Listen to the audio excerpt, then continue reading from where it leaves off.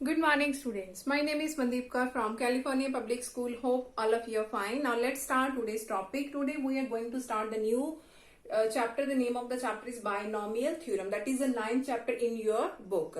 So let's start this topic. And before starting this chapter, I just want to give you some basic introduction about this chapter and why we use the binomial theorem concept. So in this video, I will explain some basic concepts regarding this chapter.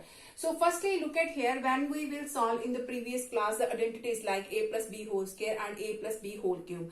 So when we will solve what is a plus b whole square, that is equal to a square plus 2ab plus b square, and a plus b whole cube, that is equal to a cube plus 3a square b plus 3ab square plus b cube. A plus b4, how can we solve this a plus b4? And sometimes we write it as a plus b whole square into a plus b whole square, and we will solve this. After that is, how can we solve a plus b raised to power 5, a plus b raised to power 6? Because in the previous class we have already studied about these concepts only. We have studied about only these identities. What is a plus b whole square? What is a plus b whole cube?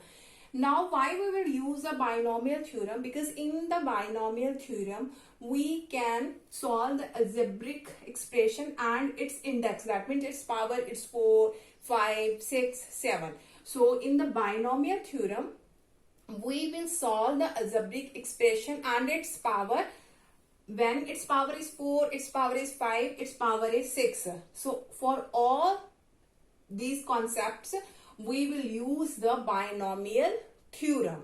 Now look at here, if I have to identify how many terms are there. Firstly, if I have to identify how many terms are there. Now look at here, here is a plus b whole square, its index, that means its power is 2. If its power is 2, how many terms are there? 1, 2, 3. 3 terms are there. Now the next one, its index is 3. Index is 3. Then how many terms are there? 1, 2, 3, 4. 4 terms are there. So I just want to say that if we have index is n, that means the total number of terms is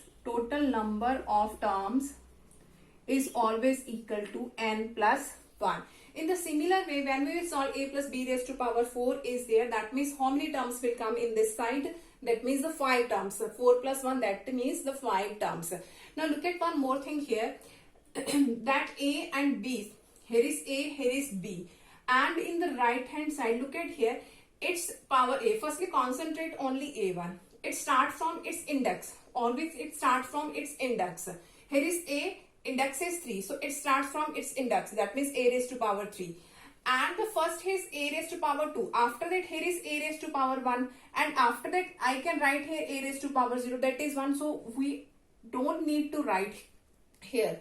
So the first, here is the first one, that is a. And its power is going to be decreased. Power 2, power 1, and at the last power is 0. And the second value, here is b. Its power is going to be decrease. Here is b raised to power 0. That means we can write here the 1, and there is no need to write down. Here is 1. B raised to power 0. Here is b raised to power 1, and here is b raised to power 2. That means a, its power is going to be increase.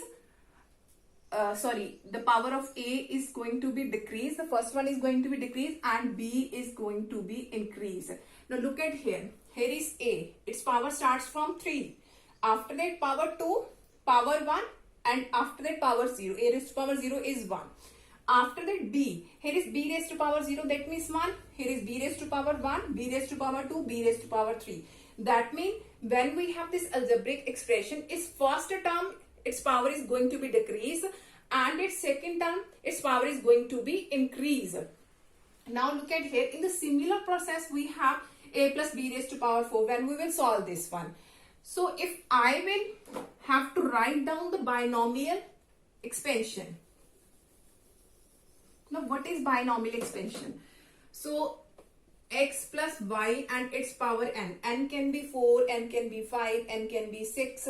So what is the binomial expansion? That is equal to, in the previous chapter we have studied about the combination n CR. We have studied about the combination. C is for the combination. So we will use this concept also in the binomial theorem also. So look at here, when we will write down here, the coefficient of it is 1, its coefficient is 2, its coefficient is 1, its coefficient is 1, here is 3, here is 3, its coefficient is 1. That means when we will write down its binomial expansions, so something coefficient is also there. What are their coefficient? We will represent them with NC0. That is its coefficient starting from NC0. I'm going to rub this. I'm going to write here A power is going to be decreased and B power is going to be increased. So look at here, that represents its coefficient. After that, its first term, its power is m. So here is x raised to power n, and its power is going to be decreased starting from 0. That means we can write it y raised to power 0. After that, its coefficient is nc1. Here is power n, and the first term power is going to be decreased. Here is power n, after that x raised to power n minus 1. And its power is going to be increased. Its power is 0. After that, its power is 1. After that is nc2. And again we have its power is going to be decreased. So n minus 1 minus 1, that is n minus 2. And its power is going to be decreased. Here is 0, 1, then is 2. So up to so on in the similar way at the end, ncn, x raised to power n minus n and y raised to power n. So look at here. Here is 0. That means it represents here is y raised to power 0. Here is 1. Here is y raised to power 1. Here is 2. Y raised to power 2. That means if here is n, that means at the last we have y raised to power n is there. So here is x raised to power n. The subtraction of both these one. N minus 0, that is n. N minus 1, here is n minus 1. N minus 2, here is n minus 2. At the last we have n minus n is there. So that is called its binomial expansion. So we will use this expansion to solve all the question. Now how can you remember this expansion? How can you keep it in your mind that in which we have to write down all these things? Firstly, look at here, whenever we have given this expansion here and its power may be 4, 3, 5, any power can be there. And the value of x can be any value 1, 2, 3, or it may be 2x, 2y, something is there. And similar the y value of y, it may be a, b, or some digits also 3, 4, 5, something is there.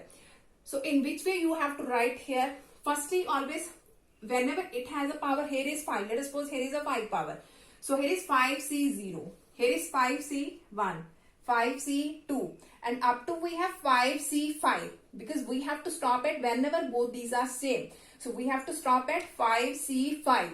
If it is here, the power is 4. That means 4c0, 4c1, 4c2, and at last we have 4c4 is there. So after this we have the first term power is going to be decreased starting from its power.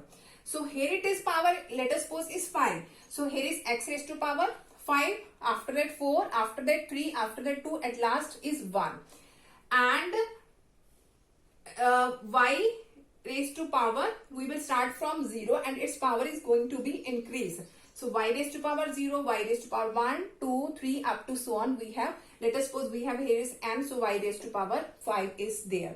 So whenever we will solve this question, you can understand it easily, because that one is a very easy concept and all of you can solve the question in very accurate way, because that is so much easy when we will explain all these questions. Now one more thing is here, Pascal's triangle. So I'm going to write here what is Pascal's triangle.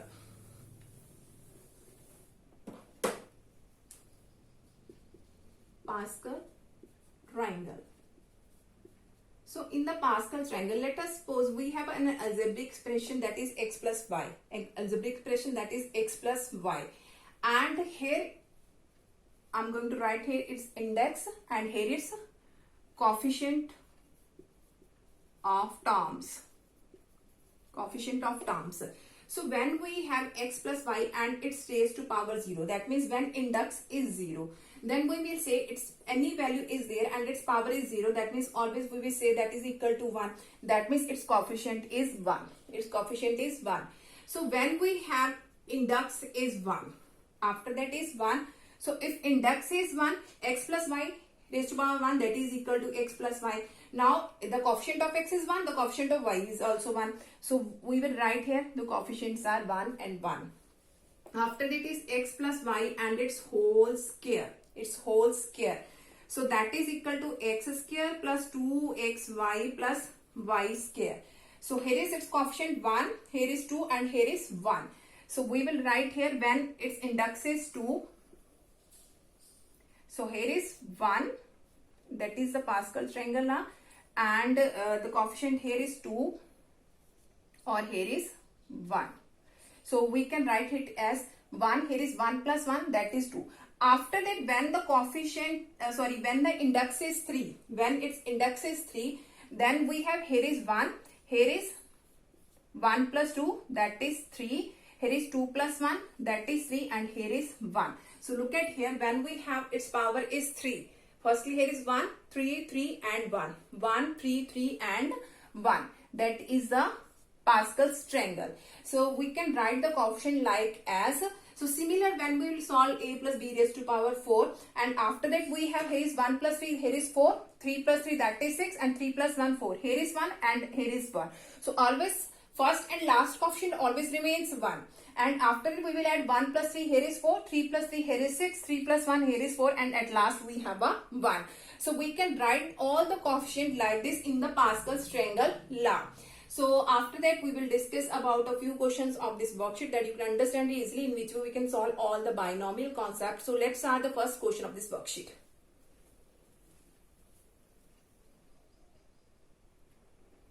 Okay, now the first question of this worksheet is we have to write down how many terms are there. We have to find the number of terms. The first part is 3x minus 7 over y square and its power is 8. And we already have studied in the previous time that when we have here is power n, that means the total number of terms is n plus 1.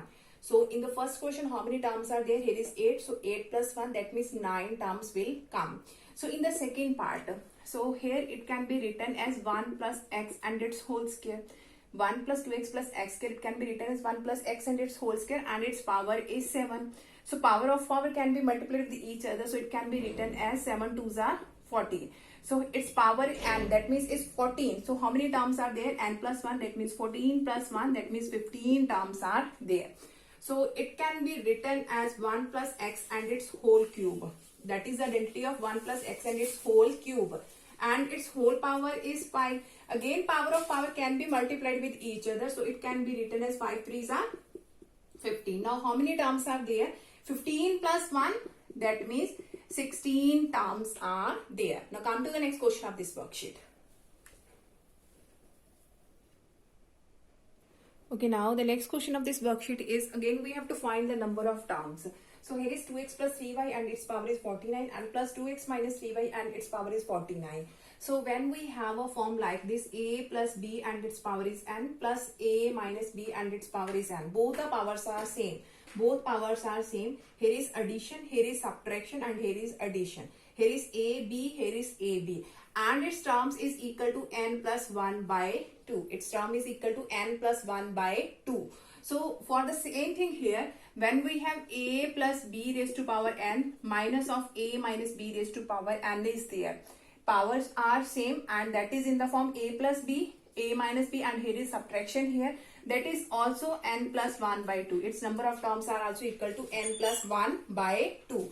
So how many terms are there? Here the n is 49. So how many terms are there? 49 plus 1 by 2, that means 50 by 2, that means 25 terms are there. In this side we have the value of n is 93. So 93 plus 1 by 2, that is 94 by 2, that means 2 4s are 8, 2 7s are 40, 2 7s are 14, that means 47 terms are there. So hope so that all of you have been clear about in which way we can find the number of terms. Now for tomorrow we'll discuss the remaining question of this worksheet. Thank you so much everyone.